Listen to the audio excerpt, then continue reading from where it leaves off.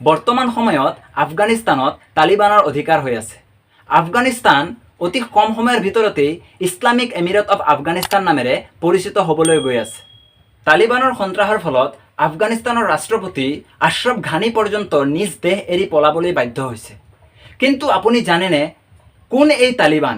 তালিবানৰ উৎপত্তি কেতিয়া আৰু কেনেকৈ হৈছিল? যদি আপুনি জানিব বিচাৰিছে তালিবানৰ সম্পৰ্কে, তেনেহ'লে এই ভিডিঅ'টো আপুনি সম্পূৰ্ণটো চাব, কাৰণ এই ভিডিঅ'ত আমি তালিবানৰ হিষ্ট্ৰী, মিষ্ট্ৰী প্ৰতিটো বিষয় আমি এই ভিডিঅ'ত কভাৰ কৰিবলৈ গৈ আছোঁ। তালিবান শব্দটো আৰবী শব্দ তালিবৰ পৰা আহিছে। তালিব শব্দৰ অৰ্থ হৈছে জিজ্ঞাসু, অৰ্থাৎ যাৰ জনাৰ আগ্ৰহ আছে, অৰ্থাৎ ছাত্ৰ বা ষ্টুডেণ্ট। তালিব এটা একবচন, অৰ্থাৎ এজন ছাত্ৰ, আৰু তালিবান বহুবচন, অৰ্থাৎ বহুত ষ্টুডেণ্ট। এতিয়া আমাৰ মনত প্ৰশ্ন জাগে যে তালিবানসকল কোনটো বিষয়ৰ ষ্টুডেণ্ট? তালিবানসকল হৈছে ইছলামৰ সুন্নী সম্প্ৰদায়ৰ হানফি স্কুল অফ থটছৰ ষ্টুডেণ্ট। আচলতে ইছলামৰ দুটা গোট আছে। ইছলামৰ দুটা গোট আছে, এটা হৈছে চিয়া, আনটো হৈছে সুন্নী। এই সুন্নী সম্প্ৰদায়ৰ ভিতৰত আকৌ চাৰিটা মতধাৰা আছে, মতামত আছে। এটা হৈছে কি হানফি, মলিকি, শফি আৰু হানবলী।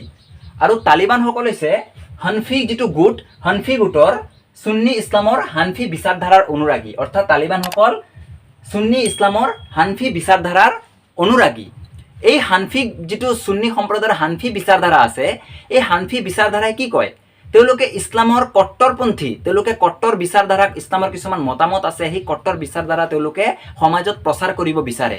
আমাৰ ভাৰতৰেই সাহাৰণপুৰৰ দেৱবন্দ নামৰ ঠাইত সুন্নী সম্প্ৰদায়ৰ হানফিৰ শিক্ষা প্ৰদান কৰা হয়।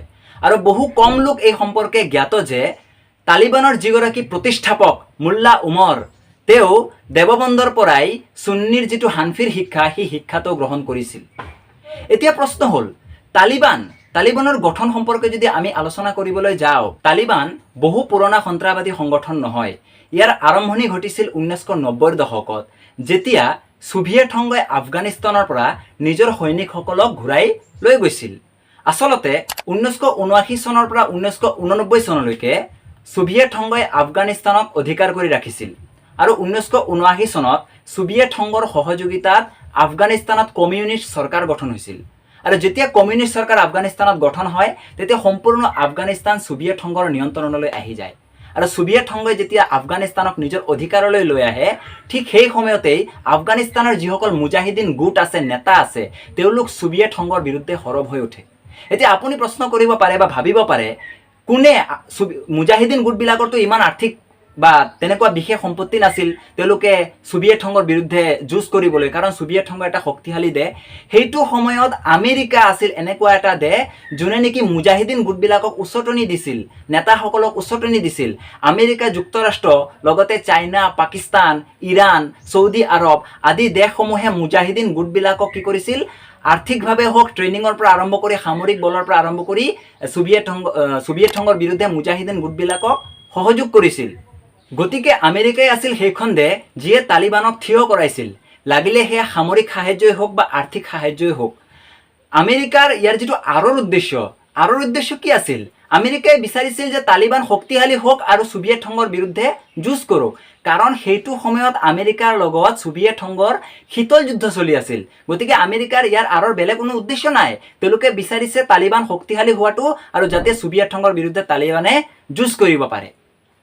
আমেৰিকাৰ লগতে চৌদি আৰৱ আছিল এখন দেশ, যিখন দেশে তালিবানৰ গঠনত বিশেষ সহায় আগবঢ়াইছিল।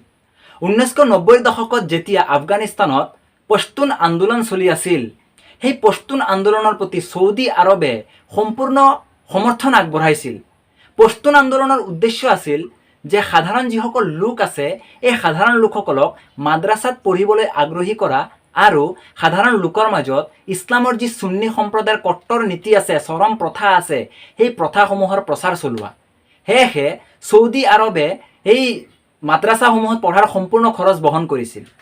এটা বিশেষ মন কৰিবলগীয়া বিষয় যে তালিবানৰ যিটো ধাৰণা, সেই ধাৰণাটো কিন্তু আফগানিস্তানত সৃষ্টি হোৱা নাছিল। তালিবানৰ ধাৰণাটো আহিছিল পাকিস্তানৰ উত্তৰ প্ৰান্তৰ যিবোৰ মাদ্ৰাছা আছিল, সেই মাদ্ৰাছাসমূহৰ পৰাহে তালিবানৰ ধাৰণাটো আহিছিল। সেয়েহে তালিবানৰ যিটো জন্মভূমি বা মাতৃভূমি, সেই মাতৃভূমি আচলতে পাকিস্তানহে। তাৰ পৰৱৰ্তী সময়তহে আফগানিস্তানত তালিবানৰ ধাৰণাটো বিয়পিছিল। আফগানিস্তানত হোৱা পশ্তুন আন্দোলনেই তালিবানক মুজাহিদিন গোটৰ পৰা পৃথক কৰিছিল আৰু 1994 চনত আফগানিস্তানৰ কান্দাহাৰত তালিবান এক শক্তিশালী গোট হিচাপে আবিৰ্ভাৱ হৈছিল। প্ৰথম অৱস্থাত তালিবানৰ প্ৰতি আফগানিস্তানৰ লোকসকলে যথেষ্ট সঁহাৰি প্ৰদৰ্শন কৰিছিল আৰু তেওঁলোকক আঁকোৱালি লৈছিল, আৰু ইয়াৰ কাৰণ হ'ল তালিবানে আফগানিস্তান আৰু পাকিস্তানৰ কিছুমান অংশত শান্তি সুৰক্ষা আৰু লগতে শৰিয়া আইন স্থাপন কৰিব বুলি প্ৰতিশ্ৰুতি প্ৰদান কৰিছিল। কিন্তু ইয়াৰ পৰৱৰ্তী সময়ত তালিবানৰ যিবোৰ কঠোৰ নীতি, সেই নীতিসমূহ সাধাৰণ মানুহৰ কাৰণে গ্ৰহণযোগ্য নাছিল। তালিবানে পুৰুষসকলৰ কাৰণে দাড়ি ৰখাটো নিশ্চিত কৰিছিল, মহিলাসকলে বোৰখা পিন্ধাটো বাধ্যতামূলক কৰি দিছিল, 10 বছৰৰ ওপৰৰ ছোৱালী মানুহে শিক্ষা গ্ৰহণ কৰাৰ ক্ষেত্ৰত বাধা আৰোপ কৰিছিল। সাধাৰণ নাৰী হওক ছোৱালী হওক তেওঁলোকে বিউটি পাৰ্লাৰ বা তেনেকুৱা ধৰণৰ কোনো ধৰণৰ চিনেমা গৃহ হওক বা সম্পূৰ্ণৰূপে মনোৰঞ্জনৰ ক্ষেত্ৰত সম্পূৰ্ণ এক বাধা নিষেধ আৰোপ কৰিছিল।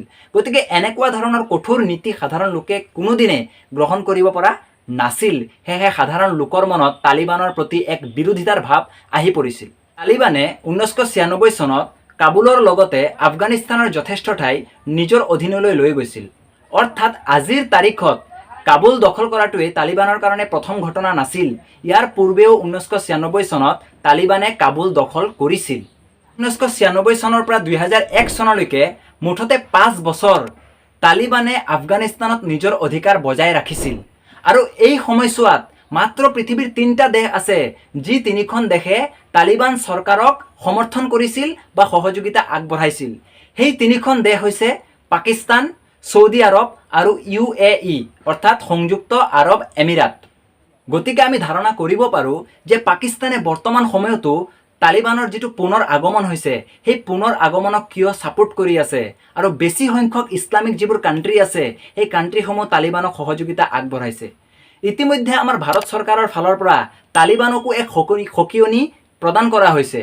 আমাৰ ভাৰত চৰকাৰৰ যি আৰ্মিৰ চিফ জেনেৰেল আছে বিপিন ৰাৱত, তেখেতে ইতিমধ্যে এক প্ৰেছ কনফাৰেন্সৰ জৰিয়তে তালিবানক বা তালিবানৰ যি সন্ত্ৰাসবাদী সংগঠন আছে তেওঁলোকক সকিয়নি দিছে যে তালিবানৰ যি কুনজৰ সেই নজৰ যদি আমাৰ ভাৰতৰ ফালে পৰে তেনেহ'লে আমাৰ ভাৰতৰ সৈনিক কেতিয়াও ৰৈ নাথাকে।